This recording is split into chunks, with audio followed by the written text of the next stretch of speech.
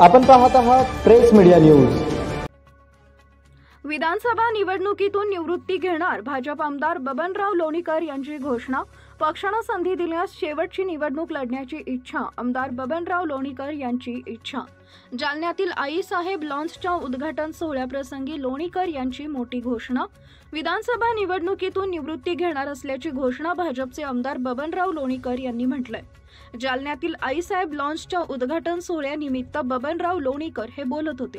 40 वर्ष विधानसभा निवडणूक लढवली असून आता विधानसभा निवडणूक लढण्याची इच्छा नसून पक्षाने जर संधी दिली तर शेवटची लोकसभा निवडणूक लढण्याची इच्छा देखील लोणीकर यांनी व्यक्त केली आहे। Bureau report press media Suraj पारवे।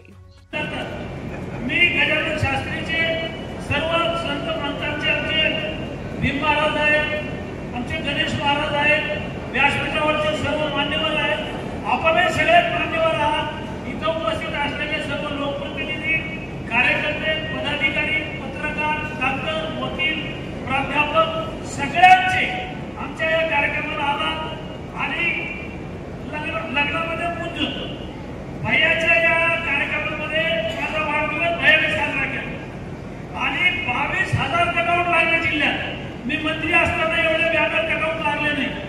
सगळ्या जालना शहरासह पूर्ण गावागावामध्ये जिल्ह्यामध्ये माझा वाढदिवस साजरा केला कार्यकर्त्यांनी।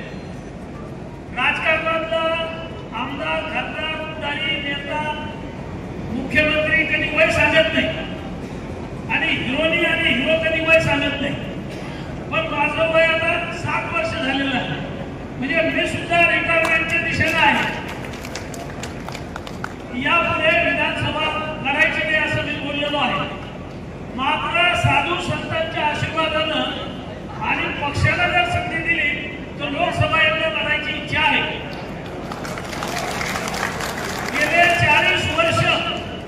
गेले 40 वर्ष एकाही गावात 1 रुपयाची दारू बंद मारली नाही। 40 वर्षात लोणीचा सरपंच झालो, पंचायत समितीचा सभापती झालो, 8 वेळा विधानसभेची निवडणूक लढलो, जिल्हा परिषदेचा विरोधी पक्षनेता झालो, 25 वर्ष आमदार